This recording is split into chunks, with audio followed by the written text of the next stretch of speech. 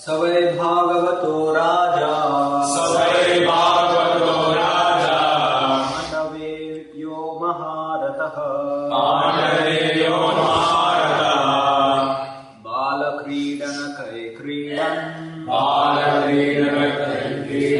Krishna Kridam Ya Adare. Translation and purport by His Divine Grace Srila Prabhupada. Translation. Maharaj Parikshit, the grandson of the Pandavas, was from his very childhood a great devotee of the Lord.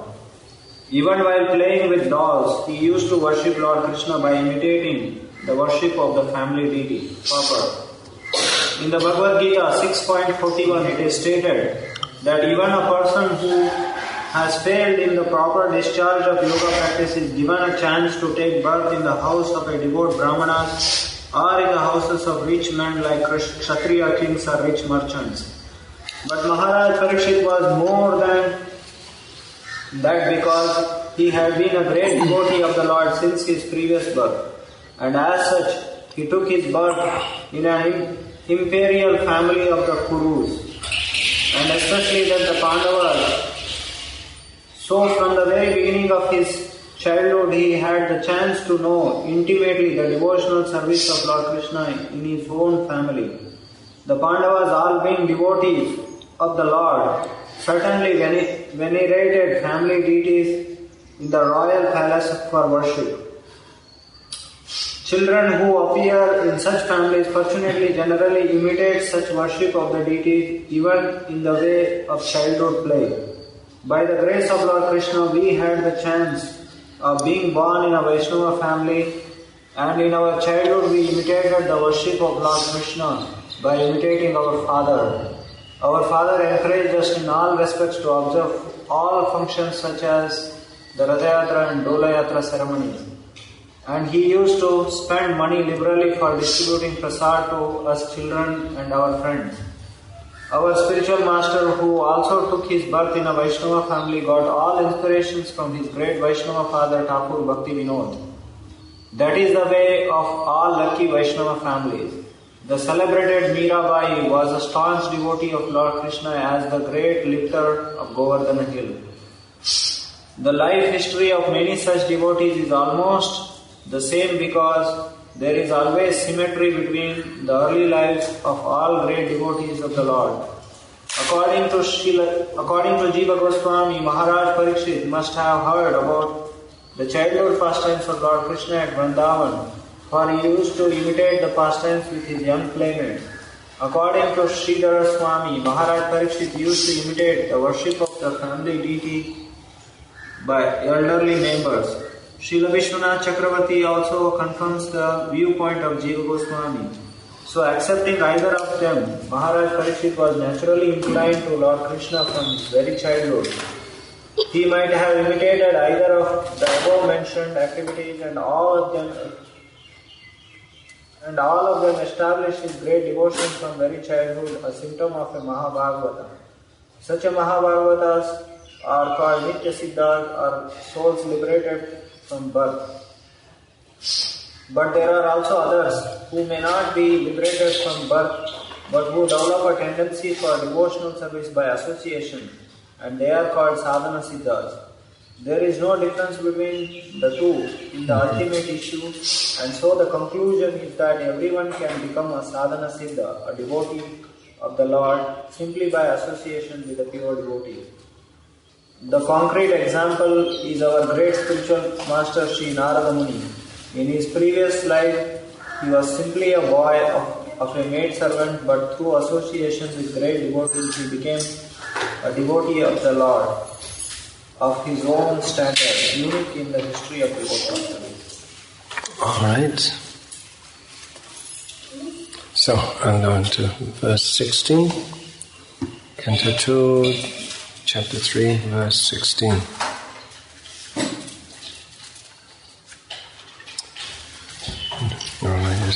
Dayasakischa Bhagavan Vasudeva Parayanaha Ugaya Gunodara Satang Syur Hi Samagamam. Shukadeva Goswami, the son of Vyasadeva, was also full in transcendental knowledge and was a great devotee of Lord Krishna, son of Vasudeva. So there must have been discussion of Lord Krishna, who is glorified by great philosophers and in the company of great devotees. Purport. The word satam is very important in this verse.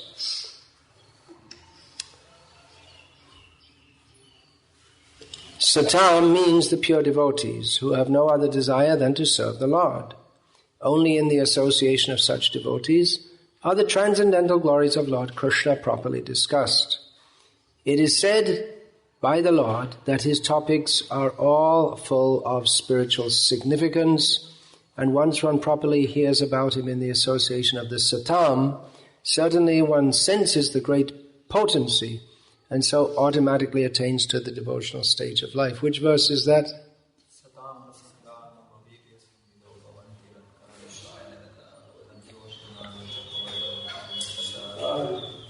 Shraddharatir bhaktir anukramishati. Yes, this word satam appears in this verse and is also, that we're reading today, and is also the first word of the well-known verse. That's a different word. Satata means always. Satam means here, means the sadhus. So this is Srila Prabhupada, as he often does in his purport, without actually giving the verse, he paraphrases it.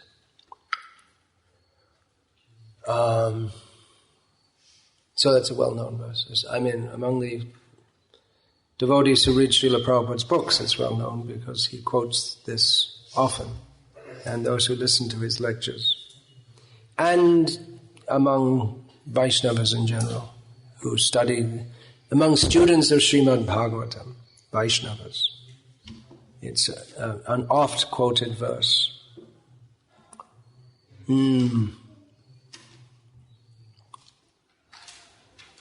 As already described, Maharaj Parikshit was a great devotee of the Lord from his very birth, and so was Shukadeva Goswami. Both of them were on the same level, although it appeared that Maharaj Parikshit was a great king accustomed to royal facilities, whereas Shukadeva Goswami was a typical renouncer of the world, so much so that he did not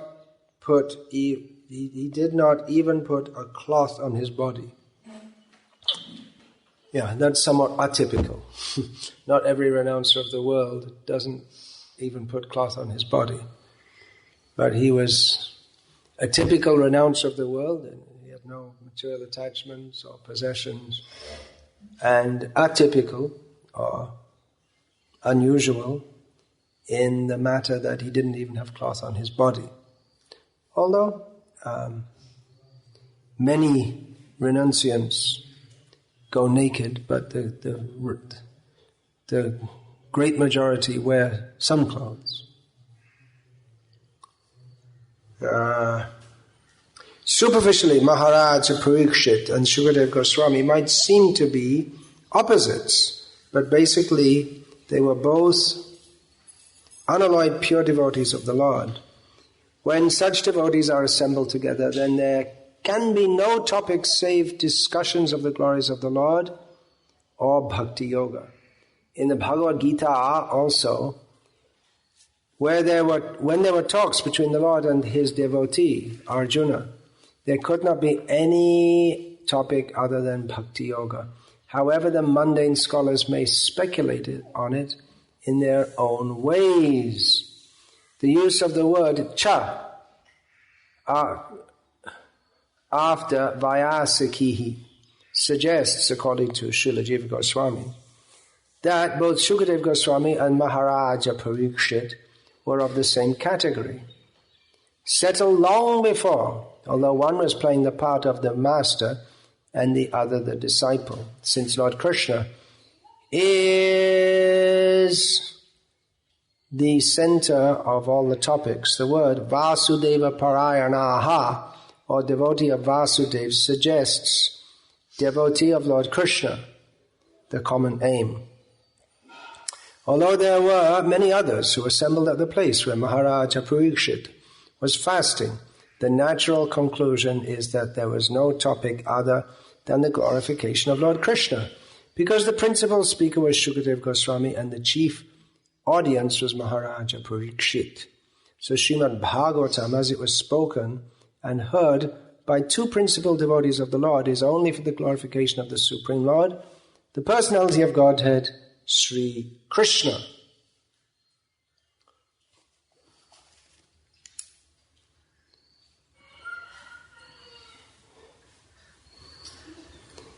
Vyasakischa Bhagavan Vasudeva Parayanaha. Parayanaha. Is it? Long A. No, Vasudeva Parayanaha. Oh. Ugaya Gunodara Satangsyur Hi Samagame.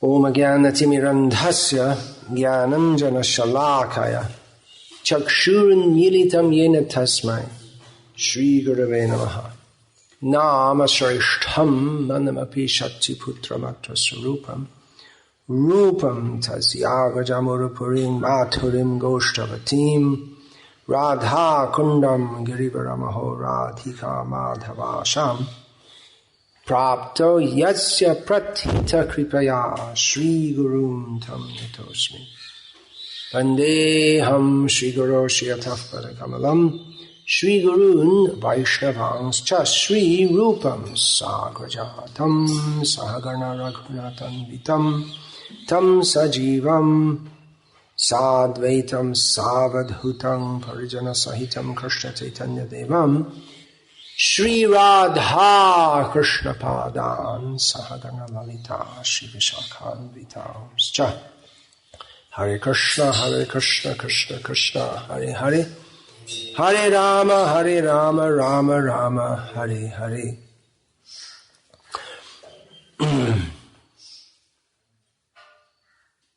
In this purport, the first topic broached is the importance of association with devotees. Where there are devotees, there should be discussion of Krishna.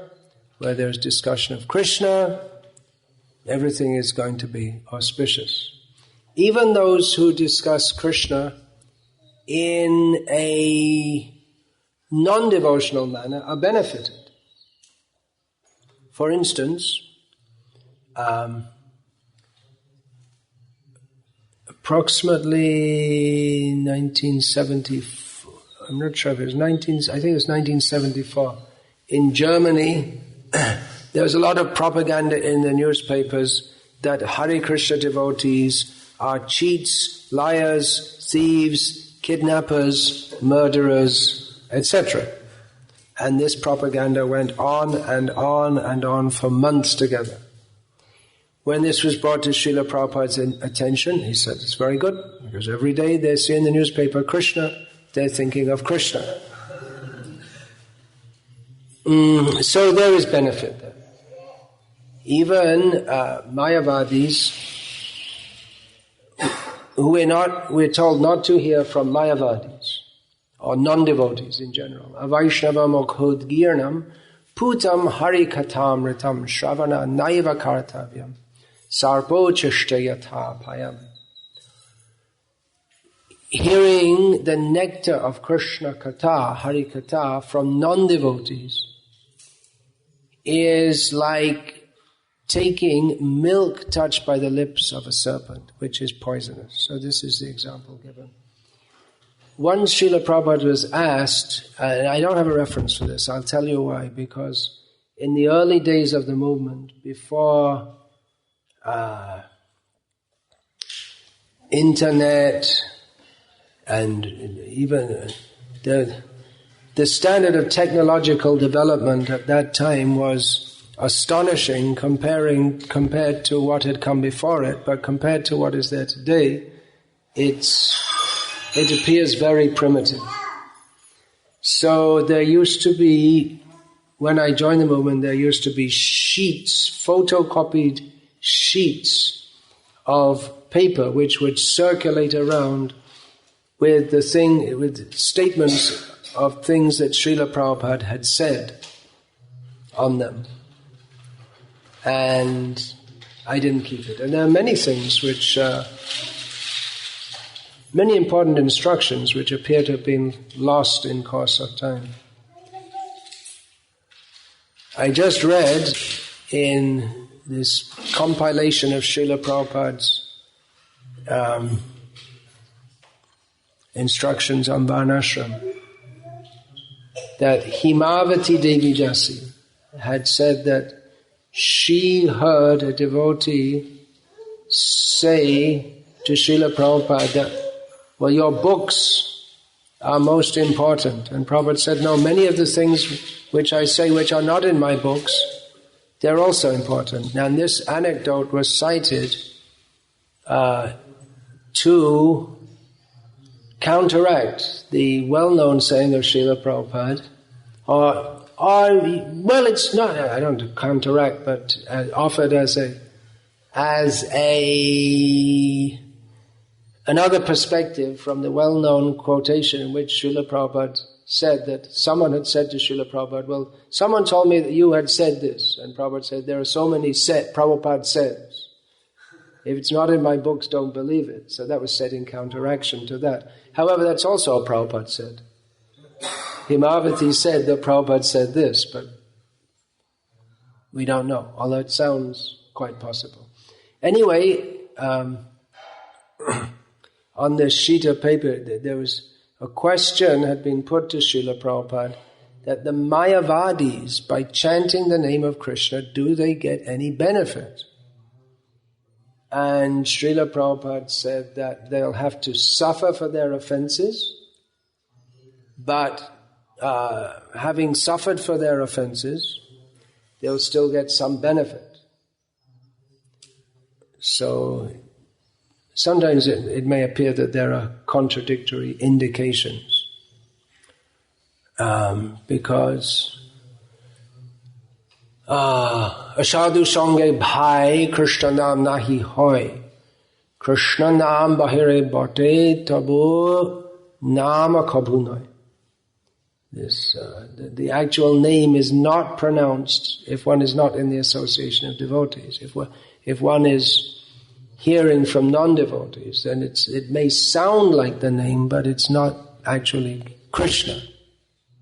So there may be some contradictory indications. That question was also asked by Divya Prem Prabhu, wasn't it? Similar thing, that these non-devotees, Mayavadis, demons, they take Krishna's names and call themselves avatar, just like in Tamil Nadu there was Kalki Avatar, came up recently, so-called Kalki Avatar. He was working in an LIC office, Life Insurance Corporation office of India, and then around the age of 44 or so, he suddenly declared himself or realized himself to be Kalki Avatar. I don't know what happened to him. I think he went into hibernation. He's still around somewhere. He's a retired incarnation. His wife has become more prominent.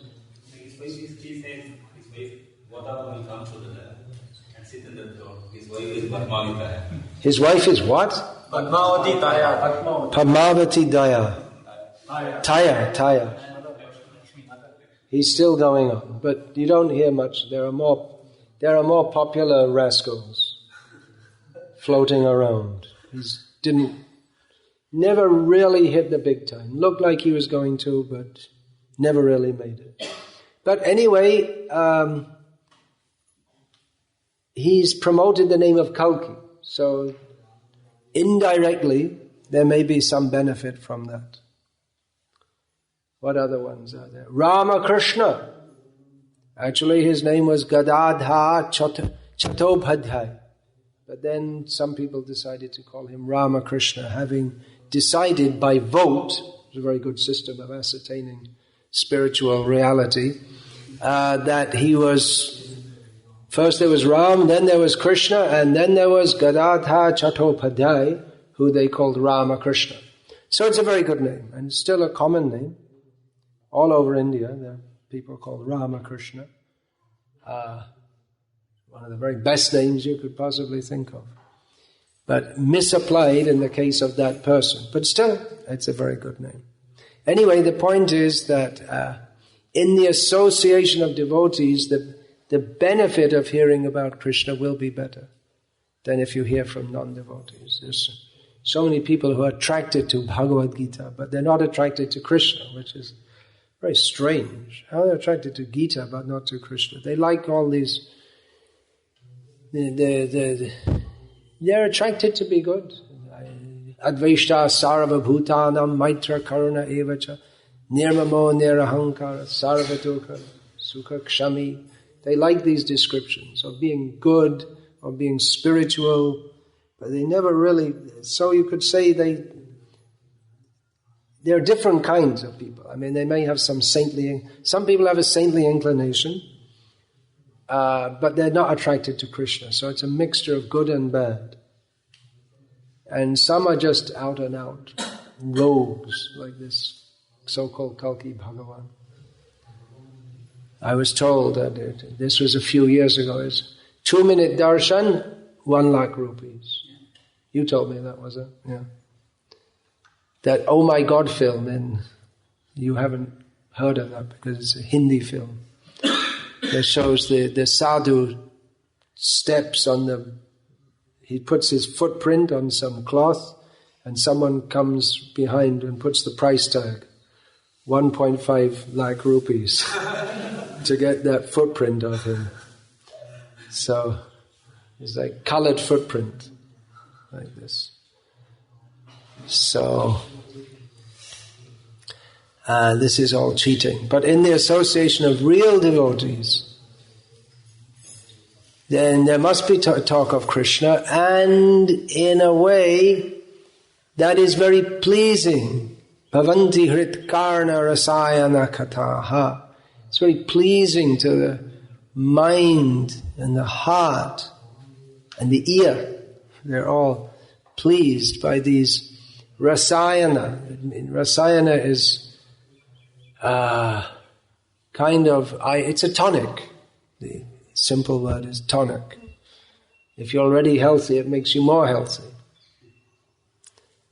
So, hearing about Krishna should be in the association devotee. That's always recommended. So in this verse, good association is recommended, as always, throughout Shastra. Tulayama lavena pi. What is that verse? Tulayama lavena pi. Na swargam na puna bhavam. Bhagavad sangi sangasya martyanam kimushashitaha. This verse appears twice in Bhagavatam. There's a few verses. Some verses, not many. Actually, in the 12th canto, there are many verses which, toward the end, which are the same as verses much earlier, mostly from the first canto, but just with a little bit different. But this verse appears exactly as it is twice. So the purport is that a moment's association with a pure devotee cannot be compared even with going to heaven or getting liberation, which presumes impersonal liberation. And what to speak of the kind of benedictions that are available in this world of death, in this earthly planet. It's all ephemeral. Everything. Ephemeral means like that. Kshanik. I don't know how you say it in Sanskrit. But just momentary. Or lasting a very short time. Temporary. Similarly, sadhu sangha sarva shastrika.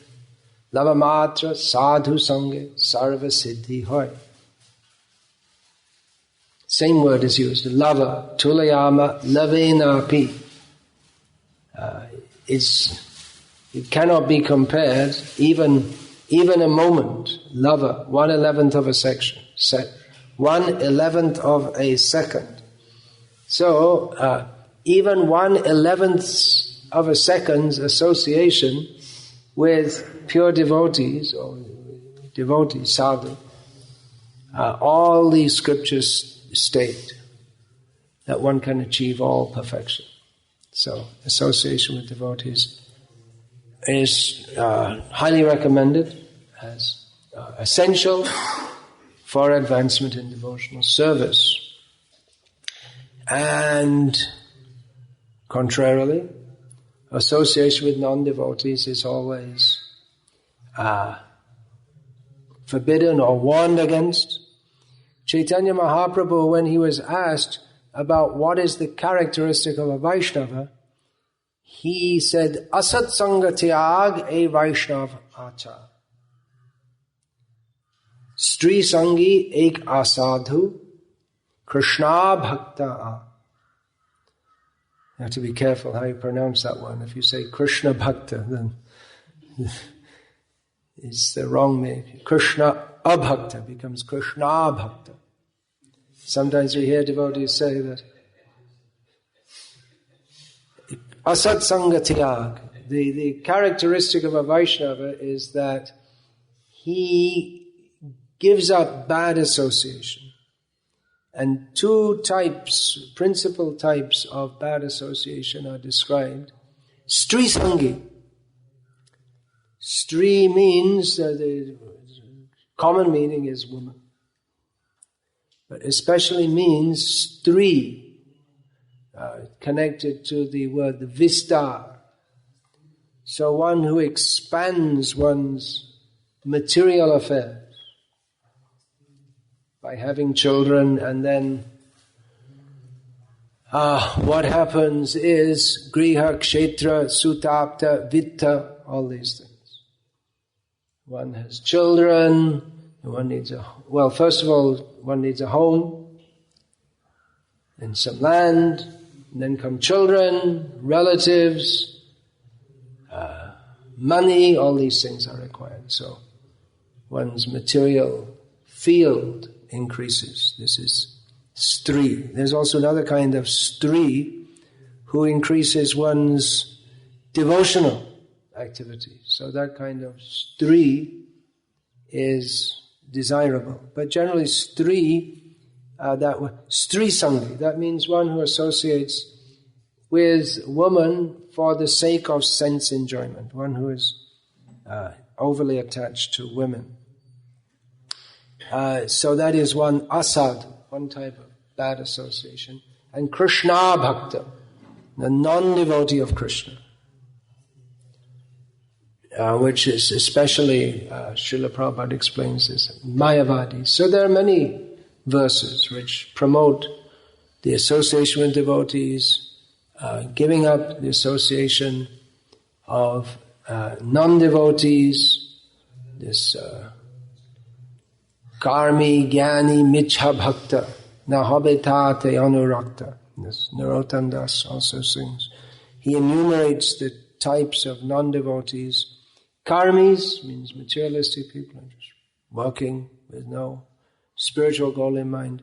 Jnani, people who are spiritually interested but think they're going to achieve their spiritual success simply by amassing knowledge and by their intellectual prowess, they're going to make spiritual advancement. And also mithya bhakta, which means a false devotee. So we have to be very careful. Narottam Das says we should not be attached to such persons. We should be attached to Shukdev, the ultimate renunciant. He didn't even want to come out of the womb. When he came out of the womb, he left. Or Parikshit Maharaj. The karmis may be attached to Parikshit Maharaj, thinking we want to be like him. He's very opulent, powerful, successful. And the renunciants might think we want to be like Shukadev Goswami. He's so renounced. But the devotees, They think we'd like to be like either of them because they're devotees, not because one is greatly opulent and the other is greatly renounced. That is not the meeting of Parikshit and Shukadev demonstrates the point that bhakti is not dependent on one's external situation. Maybe one may be apparently a great enjoyer of the world, one may be apparently a great renouncer of the world, but one has to see whether one is a great devotee of Krishna. Of course, Parikshit at this point, he's also a renouncer because he left everything to come and hear about Krishna. So a bad association, this should be avoided. Now you may think, well, how can we give up bad association? Because the whole world is full of materialistic people, non-devotees. Well, one answer is you can go to Manasa Sarovar in the Himalayas. It's in Tibet, actually. You might get arrested by the Chinese army. Find a cave in the Himalayas. That way you can avoid bad association. You think you can avoid bad association? Well, wherever you go, your mind goes with you. So, I don't know about you, but I'll just be alone with my mind and no devotees for me. Very dangerous situation.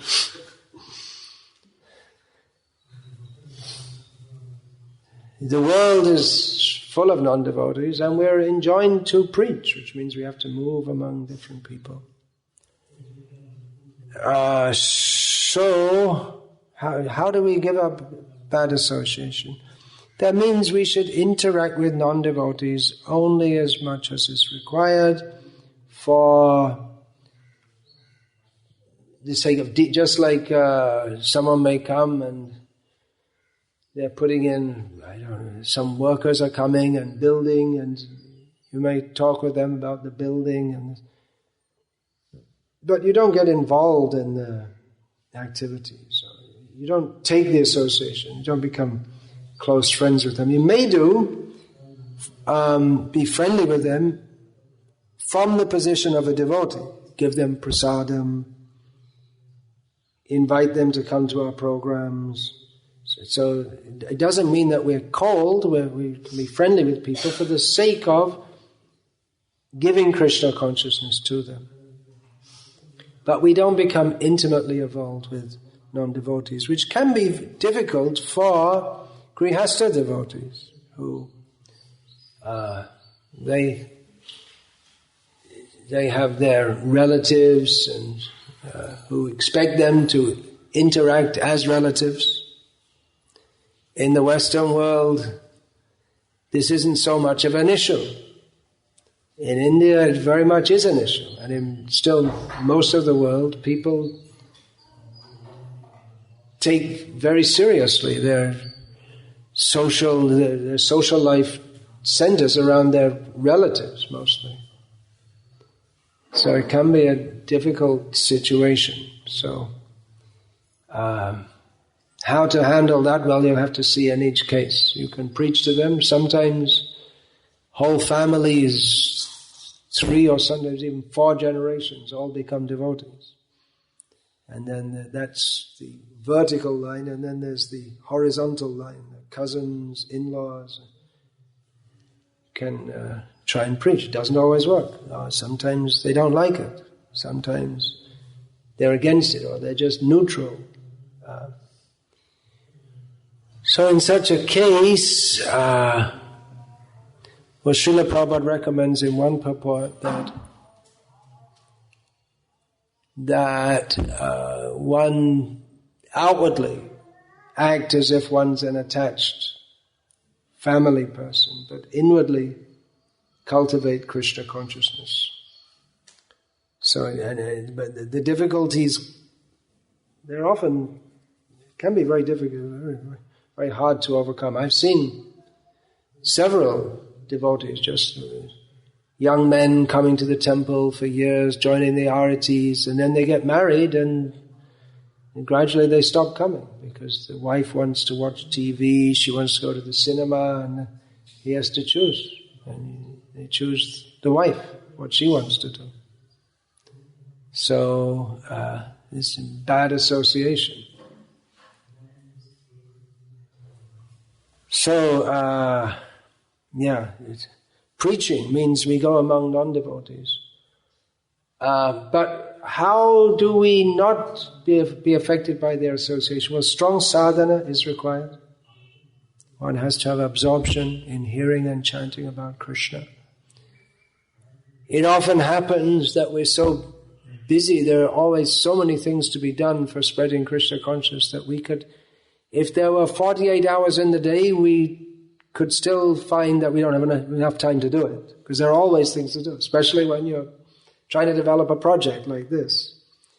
But if we're always busy and interacting with non-devotees, even for the sake of preaching, if we don't have sufficient sadhana, hearing and chanting about Krishna in the association of devotees, then we become weak.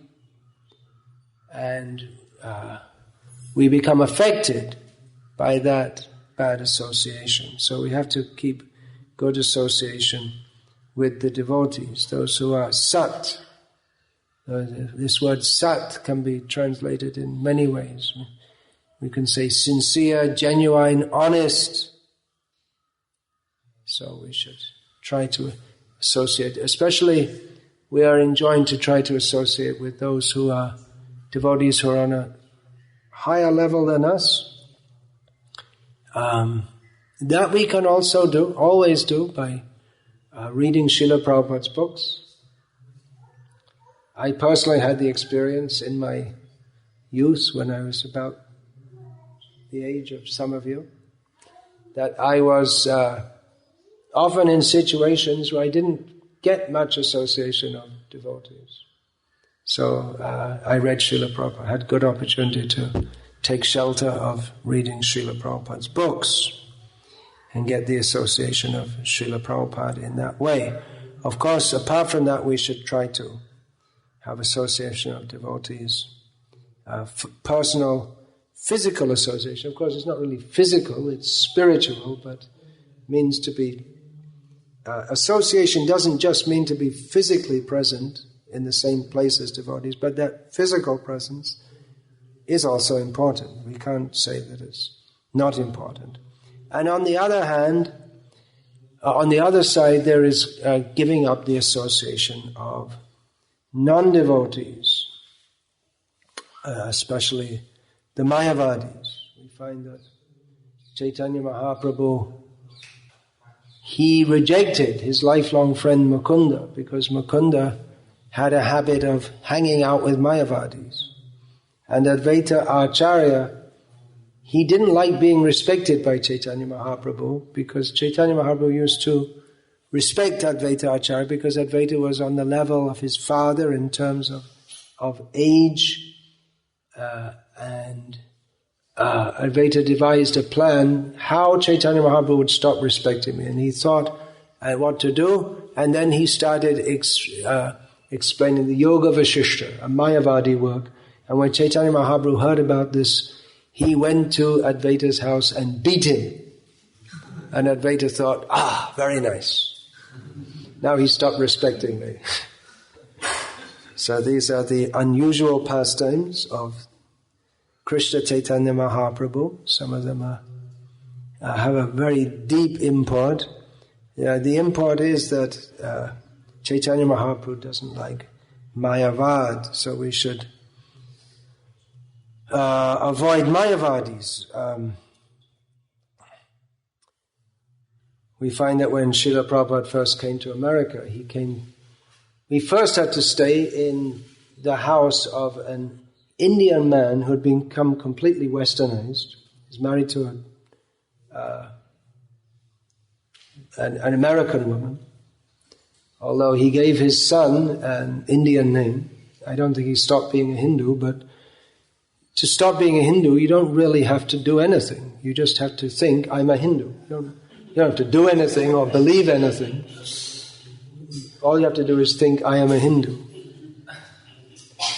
And whether it's garv se kaho, ya sharam se kaho, ya kisi bhi dharana se kaho, if you just say hum Hindu hai, and you're actually born in India and not with a white skin, then you're a bona fide Hindu. You got lost there.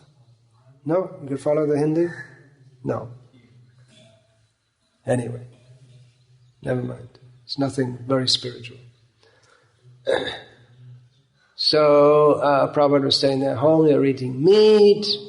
Prabhupada had to keep his bhoga in the same fridge as the meat was kept in. That's asat sangha. Of course, Srila Prabhupada wasn't affected by that. For practically anyone else to do that. Well, first of all, no one else would have done it. None of Prabhupada's godbrother would have done it. Srila Prabhupada did it. Then he came to New York and Srila Prabhupada often visited the yoga studio of Dr. Mishra, who's a Mayavad. And Prabhupada made friends with him. As Indians and sadhus, they were friends. Prabhupada would cook for him, and Dr. Mishra arranged some facilities for him, and they would fight philosophically.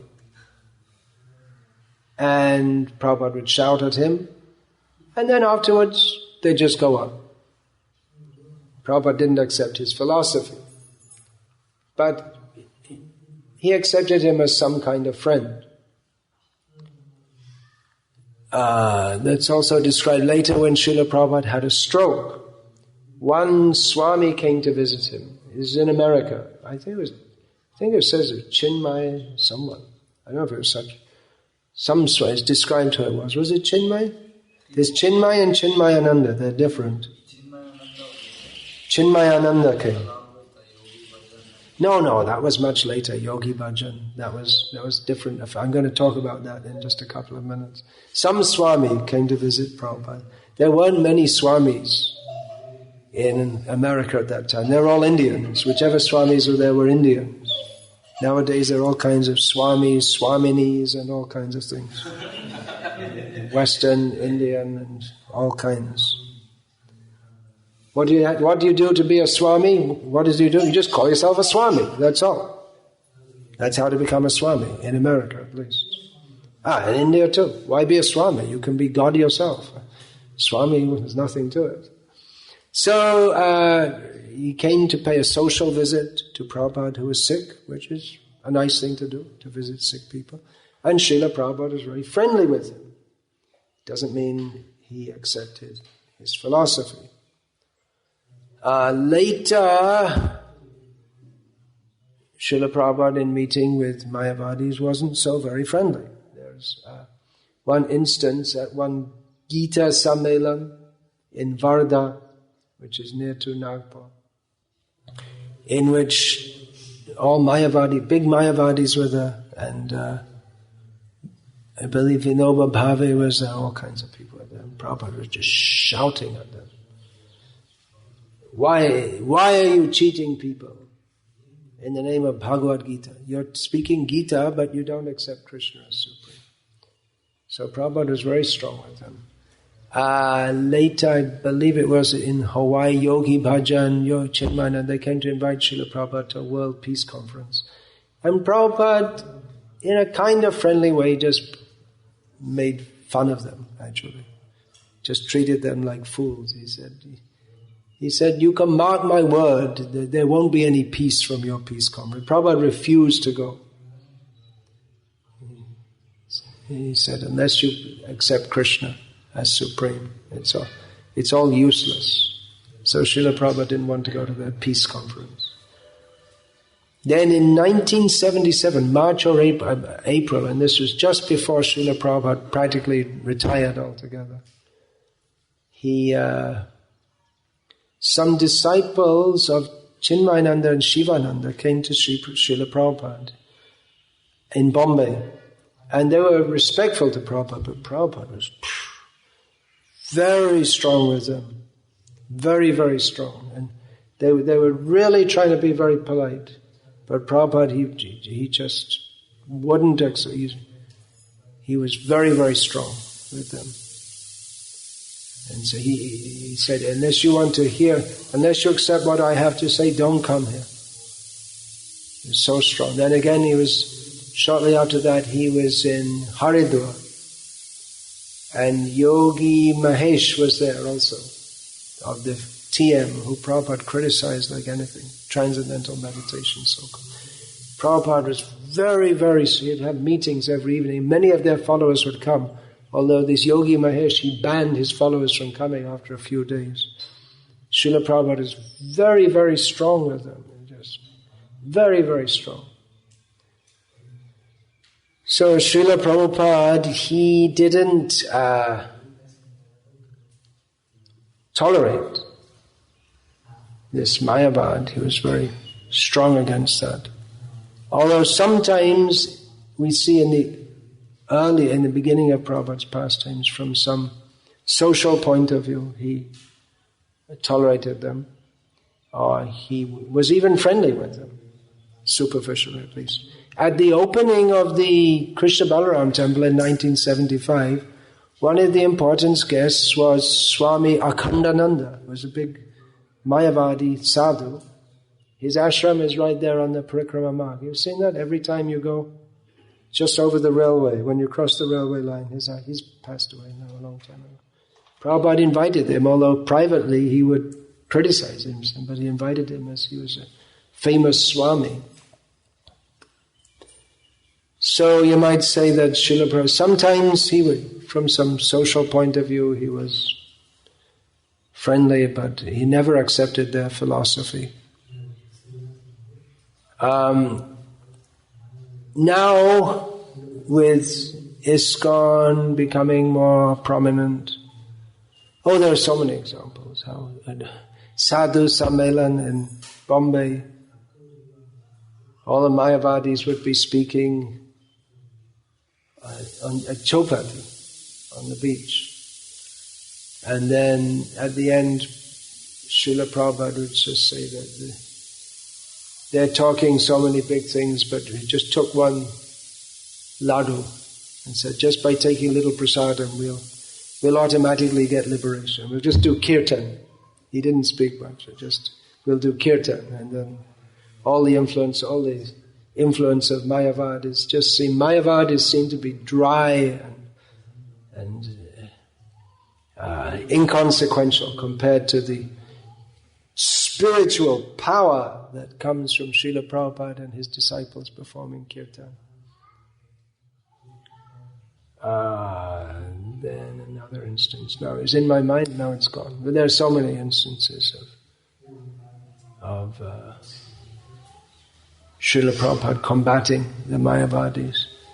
So in our preaching, as ISKCON is widely considered to be part of Hinduism, although we don't philosophically accept that we're Hindus, but people tend to see us like that, and then we may be invited to speak on some platform with Mayavadis. Srila Prabhupada did in the early days of his preaching in India. He preached all his life in India, but when he first went back to India bringing Western disciples for the first time, the first time he just came with one. After going to America, Srila Prabhupada came back once, only with Kirtanananda. He came to recover from sickness. Then next time he came for preaching with a group of Western disciples. And at that time, Srila Prabhupada would sometimes accept engagements with Mayavadis. Later, as his movement became established in its own right, then he would just have his own programs. So we may sometimes be invited, just like you're sometimes invited at the Golden Temple and in public functions, like for the whole city of Vellore. And you're invited. But they give you prominence. Isn't it what you've told me? Other people speak for a few minutes and they give you the major point to speak. So that's all right. If they show us if they give us proper respect, then that's all right. Not that we want respect, but we want to make it clear that Krishna's message, Srila Prabhupada's message is not just the same as everyone else's. We have a clear and distinct message to give. Otherwise, the Mayavadis, I could write a Mayavadi speech myself. It's very easy. You just bring out words like love, peace, goodness, kindness, and put them all together. And there's nothing really much to say. It's all very vague. Whereas devotees have a clear, distinct, specific message, because that's the difference between devotees and Mayavadis. Devotees are distinct, savishesh, and Mayavadis are nirvishesh. Nothing special to say, nothing in particular to say. It's all vagueness. So, under certain circumstances, we may do, but we should be very careful, as Srila Prabhupada told us, not to become identified in the public eye as just part of the big world of sadhus in which they're all the same and they all say the same thing, and there's these sadhus and these are, and it's all the same. No, our message is distinct, that we promote. Krishna is the Supreme Personality of Godhead. Supreme means it's not all one. And when we say supreme, that doesn't mean supreme among equals. Not that. Actually, everything is one, but Krishna is a prominent manifestation of the illusory forms that emanate from the oneness. Something horrible that Mayavadis might say. Sorry for that, but I don't like to say things like that, but I'm just paraphrasing the kind of things that Mayavadis say. So, sorry for the un-sadhu-like screeching in the middle of the class. So Krishna is categorically different from everyone else and everything else. And Krishna's devotees, they're also categorically different. Not the same, just like Shukadeva and Parikshit. They're mentioned here. There were many other people present when Parikshit was there. But these two, you don't hear about the others. There were so many big sadhus present, and big shots, Gautam, Angiras, all big shots. Bharadvaj, I don't remember, so many big sadhus were present there. But apart from saying that they came, there's no mention of them throughout the rest of the Bhagavatam. They didn't interject, they didn't offer their opinions, they didn't ask questions. The whole discourse was going on between Shukadeva and Parikshit. And the others were just there, that's all. At least they were polite enough to know their position. Even though Parikshit, who appeared to be a worldly enjoyer, who had just renounced, whereas some of them had been renounced for literally thousands and millions of years, and whereas Shukadeva just appeared to be a young boy, the others, they sat quietly and listened. The discourse was going on between Shukadeva and Parikshit. So, the others, they're certainly respectable. And we may respect certain sadhus also, but we don't give them much importance. We give importance to Shukadeva, Parikshit, Srila Prabhupada, all the great devotees. And we don't associate either. We may respect different sadhus. Some are respectable and some are not very respectable at all. Most of the prominent sadhus in India today, actually they're not. If you see, they're not respectable. Let me just say this. There was, from Tiruvannamalai, this so-called Paramahamsa, who was just shown to be can't control his senses. Maybe he had some good intentions, but he should have taken a guru instead of trying to be a guru. Isn't it? He couldn't control his senses. It's all right, the fly has gone away now. But still he wants to represent himself as a sadhu. And then you have this Actually, a lot of them based in Bangalore, aren't there? There's so many. There's Tiruvannamalai and Bangalore. Their ashrams are in Tiruvannamalai and they earn money in Bangalore and spend the summer in Bangalore probably. And Vellore is like bang slap in the middle of the two, right?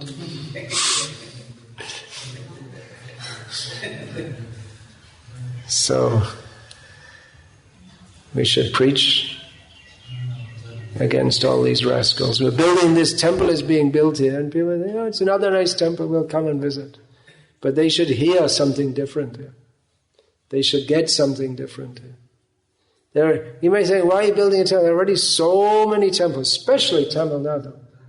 In any state in India which doesn't need more temples, it's Tamil Nadu.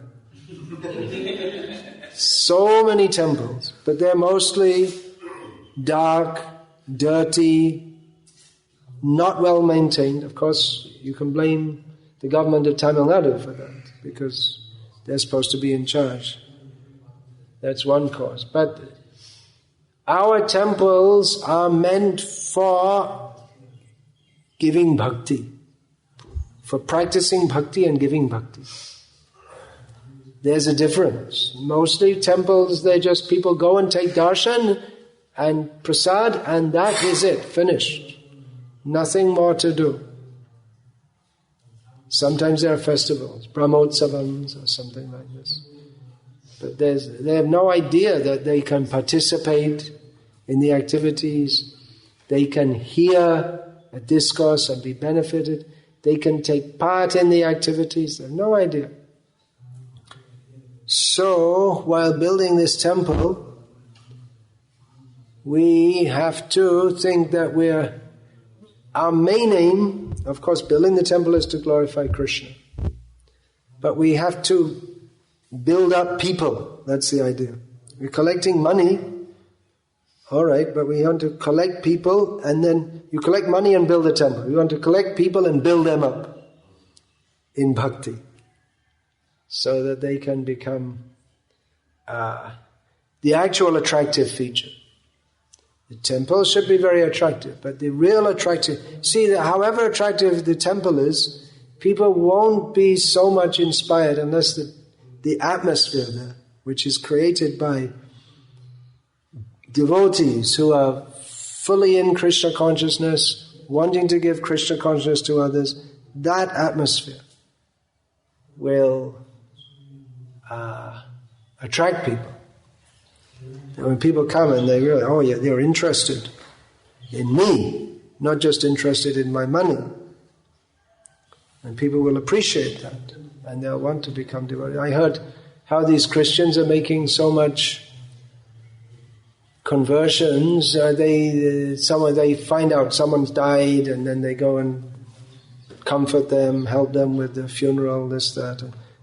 They have all kinds of ways. Of course, it's a big business. They're making money, but they make a show of helping people and being concerned for them. This way, they make converts, which is not very good for the converts in the long run, because they're going to have to suffer because to be accepted as a bona fide Christian and to get the payment that you get for conversion, and the person who converts you also gets a payment, then you have to do things like stamping on the pictures of Hindu gods, just to show that you're serious about it, and you're not doing it just to get the money. So, it's not good for them. So, let's try to bring people to Krishna consciousness. We can only do that if we are Krishna conscious ourselves. So let us do that. Let us avoid the temptations that Maya will place before us.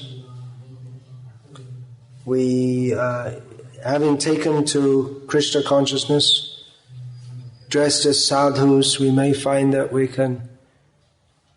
have access to people that previously we wouldn't have access to. Big, rich, prominent people.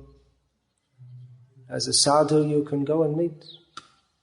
Maybe not the chief minister, but important people.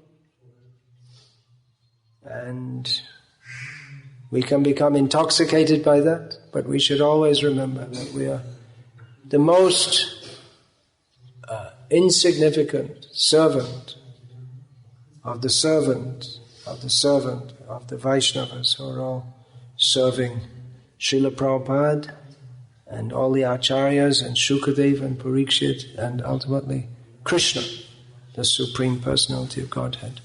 So we should keep good association, avoid bad association. Shatsanga chari koinu ashote bilash te karne lagila more karma bandha fash. This is Srila Prabhupada. That's another quotation from Narottam Das. Srila Prabhupada used to quote often that giving up good association, I've enjoyed myself, so-called enjoyed myself, in bad association. And as a result, the noose, fast, you know this, they're hanging you. The noose of karma bandha has become affixed around my neck. Karma bandha, the bondage of material action. Hare Krishna. Any question about this? Question, comment? Anything?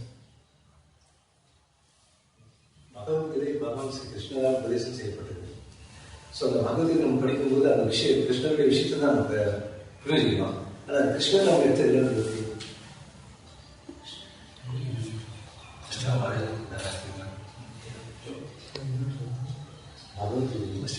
Krishnan Arjun உபதேசம் செய்யப்பட்டது. அதெல்லாம் நம்ம படிக்கணும்.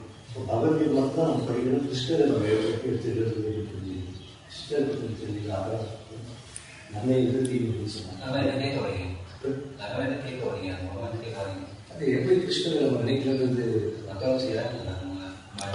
Seems to be a very complex question.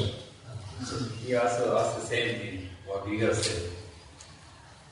Krishna spoke Bhagavad-gita to Arjuna, and the people want Bhagavad-gita, and they didn't want Krishna. He also asked how they are able to do that. How is it that people are attracted to Bhagavad-gita but not to Krishna? Well, much of what Krishna speaks is similar to what's in the Upanishads. Gita is also called Gita Upanishad. And much of the Gita practically echoes almost the same words as the statements in the Upanishads. So much of the Upanishads, they appeal to people who are spiritually minded but in an impersonal way.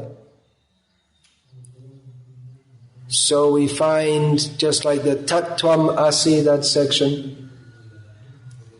that if you take it at its face value, it appears to be establishing impersonality, impersonal Brahman as supreme. Then there's that section, what is that?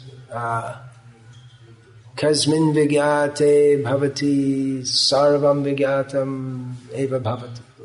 What is that subject by knowing which there remains nothing else to be known? And the answer is given the answer is not given Krishna. The answer is given in a very impersonal kind of way. So people are attracted to, and a lot of what Krishna speaks, it could be taken that way also. However, somehow or other the impersonalists, they seem to miss many shlokas such as Yo mameva samuro janati purushottamam sasarvavid bhajati mam sarva bhavena bharata. That one who knows me is the Supreme Personality of Godhead without doubting, knows everything, which puts the Upanishads into context. That the ultimate object of knowledge is Krishna.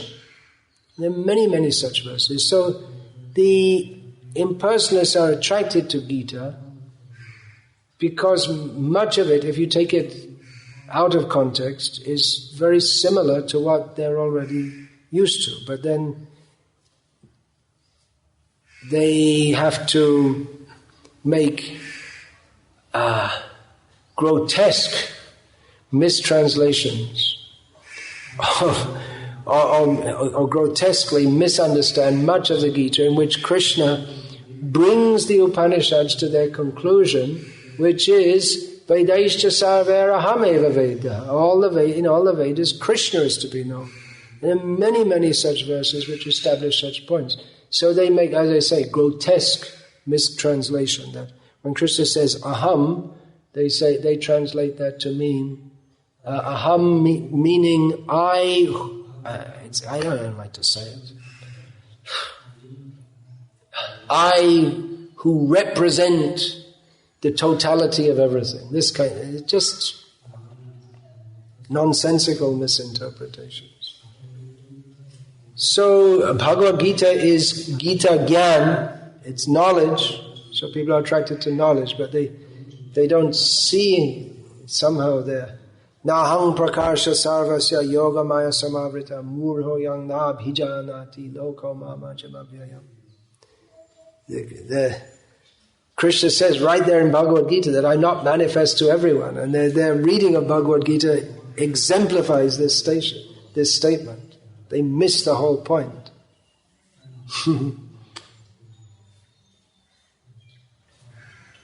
Yeah. People actually sometimes, after reading Bhagavad-gita, people glorify Vishnu and Narayana also. So, after reading Bhagavad-gita, people glorify Vishnu because they think that Krishna is an avatar of Vishnu. What is their state? What is what? What is their state like? What is their state of people who think like that? They're devotees.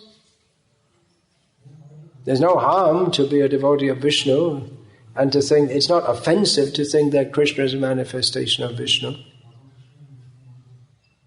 We don't say they're offenders. We're not fighting with them. It's as far as actually they're right in one sense. If you see from the perspective of Aishvarya, then Vishnu is supreme. If you see or if you feel from the perspective of Prem, then Krishna, he is Rasaraja. So in one sense it's true, Narayan is supreme because he's showing so much opulence. If that's what you're attracted to, the supreme is in one sense subjective. I mean, every mother thinks that her baby is supreme. In all the world there's no baby better than mine or more important than mine. And every little baby thinks my mother is supreme. It's not objective, it's subjective. So, if you think that Vishnu is supreme and Krishna is a manifestation of Vishnu, it's not exactly wrong.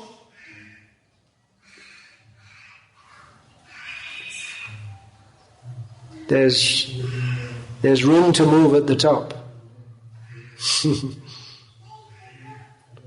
Some they see Vamana as supreme, some see Varaha as supreme. We're not going to say that. That's their attitude in relation to Krishna. We don't want to disturb that. We're not going to go to Hanuman and say, "Hey, you missed everything. You should go and be a gopi." Hanuman, he won't fit in the Ras Leela. What's he going to do in the Ras Leela? He doesn't belong there at all. For Hanuman, it's Srinate Janakinate Chabheda Paramatmane. What's the next line then? Chabuma Tasmat Mamasarava Swam Rama Kamalalochana. He says, I know that the husband of Lakshmi and the husband of Janaki, they're the same personality of Godhead. But as far as I'm concerned, my life and soul is lotus-eyed Rama. So, we're not going to argue with him.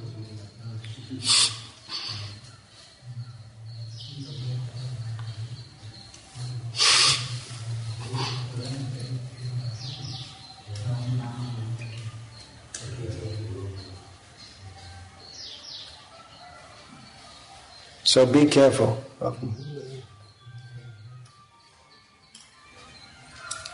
Be careful. Don't. We shouldn't. It's not an important part of our program to try and convince the Mayavadis. I mean, Chaitanya Mahaprabhu did, but after he converted everyone else. Shabaya Rayalo Matro Kashya Mayavadi.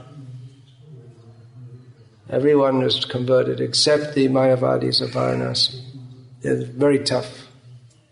Chaitanya Mahaprabhu did. Otherwise, we don't expect to convert them. We can try for others who are not so badly affected. It's very tough. Externally, they want to have friendship, they want to help. Yeah, Mayavadis, they want to have friendship, they want to help, but their philosophy is really poisonous. Coming to that point, he's got a double person before 3 years, not directly to somebody else. Because we have built only something called Lakshmi. People, even little learners also say, told him actually Lakshmi has to be installed after Krishna only, not separately. Now you have to build it for Krishna. Then to somebody else, they made a proposal that he knows that they want to build a temple of silver for Krishna. A temple of what? Silver for Krishna. Gold. They have golden temple for Lakshmi, and they want to make a silver temple for Narayana. We have to do programs and spiritual things Islam has to take care. But we don't worship Narayan separately from Lakshmi, or Lakshmi separately from Narayan. Then naturally it's impossible. No, we can't do programs with them because their understanding is crippled. And he also wants to help those that he has already helped everything to some extent. Definitely when his parents were really Sri Vaishnavas, but even Sri Vaishnavas tell them that you become Vaishnava. But when that point comes, he can end. But actually he's very sweet and he's very calm. Well, that's the thing. Mayavadis are often very nice with us, but that doesn't mean we should be nice with them.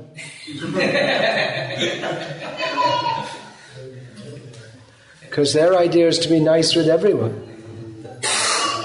Actually, we are nice with them, but in a different way. In a different way means we have to tell. Their philosophy is misleading. They have great respect for Prabhupada. They have respect for Prabhupada for establishing Hinduism all over the world. They don't know how to respect him properly. So we should be very careful. Just like this Sri Ravi Shankar, he praised Prabhupada as an example of someone who in old age established something. Using Srila Prabhupada as an example to try to inspire old people to do something materialistically or whatever, something big with their life. It's just completely missing the point that Srila Prabhupada, he established pure devotional service. That he did it in his apparent old age, that's noteworthy. But the fact that he did it in all that, what did he do? It's not just he would have praised Prabhupada if he had have built a golden temple in his old age or whatever. He came from nothing, from an unknown position to a prominent position in old age. And people say, Ravi Shankar praised, how good.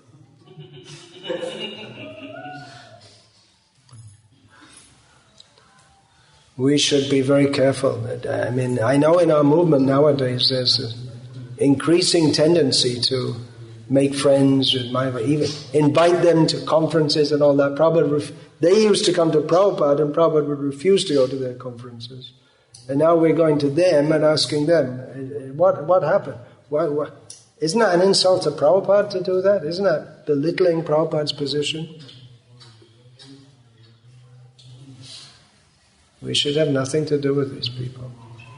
We can respect the Vaishnavas. Sri Vaishnavas, Madhva Vaishnavas, And even socially, like Prabhupada invited Akhandanand, but he didn't have him speak at his program. He invited him as a prominent figure in the town of Vrindavan. That's all. He didn't have him speak. That's what I told him. 3 years back, this Murali Swami, he does program in all the towns in Tamil Nadu. And he gives lectures, but he tells his program organizers, invite ISKCON devotees first to do Kirtan, then only the program will auspicious. He wants as if we are his chelas. We arrange a program, they arrange a program, the organizers came here and we some 40 devotees 3-4 years back there. And I put Prabhupada's photo top of the stage and they refused. They told me, you can't do that. Then I told you, we are not ready to participate in the program, just feel left. That's correct. I just spoken that. I told we will also speak. We just will not do Kirtan. We will also speak for 10-15 minutes. Then only we are ready. Then even though they don't have I took the mic, I spoke for 5 minutes. If people are praising him and he is propagating Namasing it now only in Tamil Nadu. If people are not accept Srila Prabhupada, we are propagating the same thing throughout the whole world. Now this Muralidhar is going around the world too. I got an email from Berkeley that he wanted to speak in our ISKCON temple. Do you know anything about him? They asked me. I said, don't call him. Because he'll take photos and show. You see, this is my temple in California.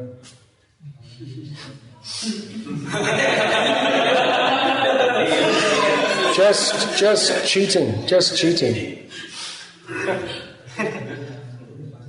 cheating. That's all. Then how is he a Vaishnava? Vaishnava is not trying to promote himself as being something very great, especially not trying to take the credit away from someone who actually did the work.